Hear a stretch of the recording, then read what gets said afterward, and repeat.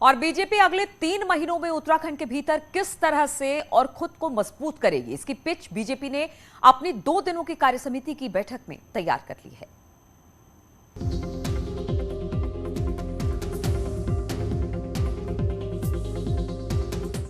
हल्द्वानी में 2 दिनों तक चली उत्तराखंड बीजेपी की कार्यसमिति की बैठक बुधवार को खत्म हो गई।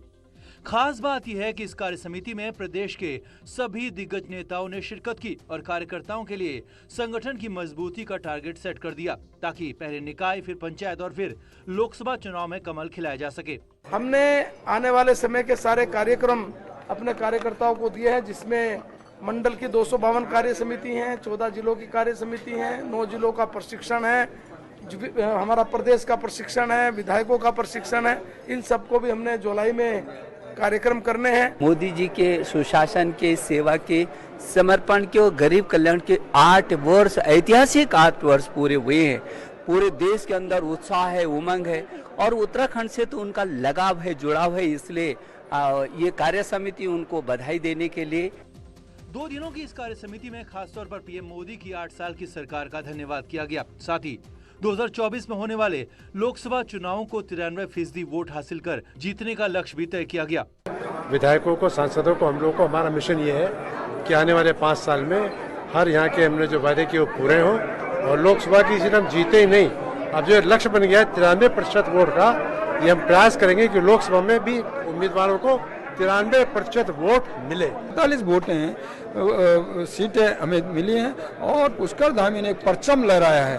94% वोट लेकर के इतिहास रचा है। ये सब जनता जनार्दन और कार्यकर्ताओं को मेहनत है। शर्मा कोरोना के कारण लंबे समय बाद हो रही बीजेपी की इस कार्य समिति में कई गंभीर विषयों पर भी चर्चा हुई, जिसमें पार्टी और सरकार के बीच कोऑर्डिनेशन पर सबसे ज्यादा जोर दिया गया, ताकि पार्टी के संकल्प पत्र में किए गए वादे पूरे हो सकें। बीजेपी कार्यसमिति के 2 दिनों तक चले मंथन से क्या अमृत निकल कर आया है, ये तो आने वाले वक्त में पता चलेगा। लेकिन अभी फिलहाल इतना जरूर है कि बीजेपी कार्यकर्ताओं को आने वाले वक्त के लिए बहुत ज्यादा काम मिल चुका है। शैलेंद्र नेगी, न्यूज़ 18, हल्द्वानी। और हल्द्वानी में उत्तराखंड बीजेपी 2 दिनों तक पार्टी की रणनीति पर मंथन करती रही। इस बैठक में बीजेपी के ज्यादातर दिग्गज नेता शामिल हुए, लेकिन सबसे ज्यादा चर्चा में रही कार्यसमिति में पूर्व सीएम त्रिवेंद्र सिंह रावत की गैर मौजूदगी। त्रिवेंद्र सिंह रावत को छोड़कर बाकी सभी पूर्व मुख्यमंत्री इस बैठक में शामिल हुए।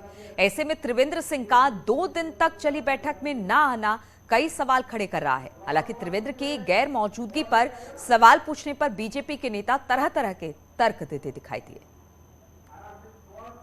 एक सांसद नहीं आ पाए, इतने सारे आगे आप एक की बात कर रहे हैं। त्रिवेंद्र रावत जी को अपनी समस्या कोई हो सकती है, हर व्यक्ति को कोई समस्या हो सकती है, उसमें ऐसे चीजें नहीं खोजनी चाहिए आपको।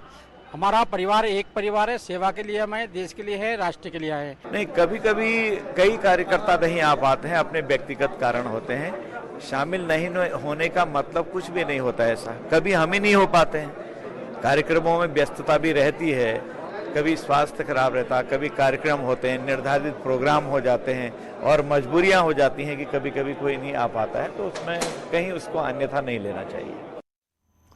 और उत्तराखंड संस्कृत बोर्ड का रिजल्ट आज जारी होगा। शिक्षा मंत्री धन सिंह रावत की मौजूदगी में 10वीं और 12वीं की परीक्षा का रिजल्ट आज जारी कर दिया जाएगा।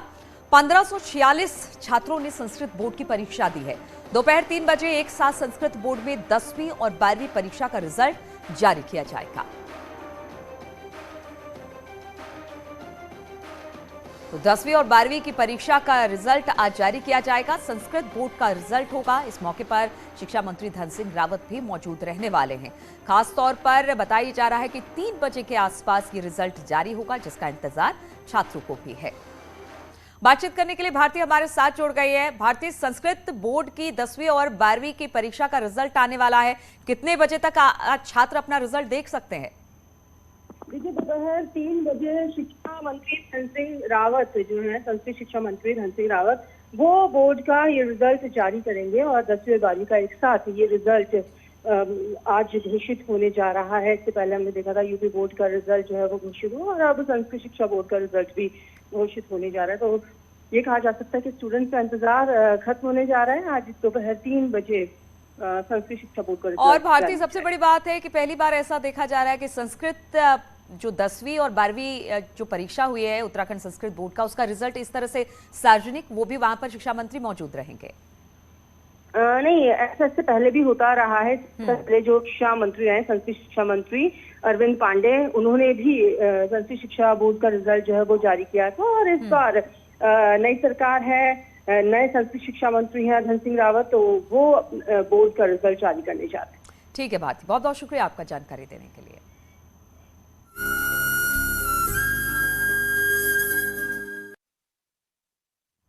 और मां गंगा का अवतरण दिवस यानी कि गंगा दशहरा का पर्व आज देश भर में धूमधाम के साथ मनाया जा रहा है। गंगा दशहरे के मौके पर हरिद्वार में हर की पैड़ी पर गंगा स्नान के लिए श्रद्धालुओं की भारी भीड़ उमड़ रही है।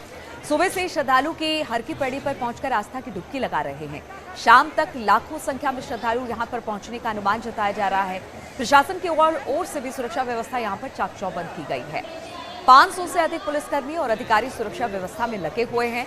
आतंकी संगठन अलकायदा की धमकी को लेकर प्रशासन खास सतर्कता बरत रहा है, इसलिए पुलिस टीम के अलावा एटीएस, बम स्क्वाड, डॉग स्क्वाड को भी मेला क्षेत्र में तैनात कर दिया गया है।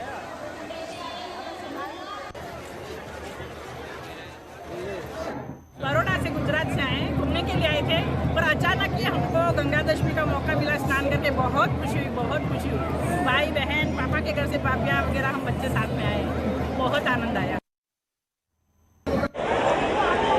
गंगा दशहरा के पर्व पर हरिद्वार में हर की पैड़ी पर श्रद्धालुओं का जमावड़ा लगा हुआ है। सुबह से ही श्रद्धालु हर की पैड़ी पर स्नान करने के लिए पहुंच रहे हैं। तस्वीरें हम आपको दिखाना चाहेंगे किस तरह से श्रद्धालुओं की भारी भीड़ यहां पर उमड़ी हुई है और सभी गंगा घाटों पर लोग जो है गंगा में आस्था की डुबकी लगा रहे हैं और पुण्य प्राप्त कर रहे हैं। गंगा दशहरा स्नान का खास महत्व बताया जाता है।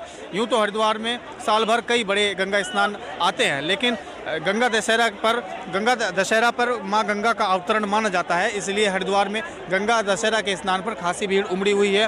प्रशासन ने इसके लिए पहले से ही तैयारियां कर रखी थी, इसलिए सुरक्षा व्यवस्था के व्यापक इंतजाम यहां पर किए गए हैं।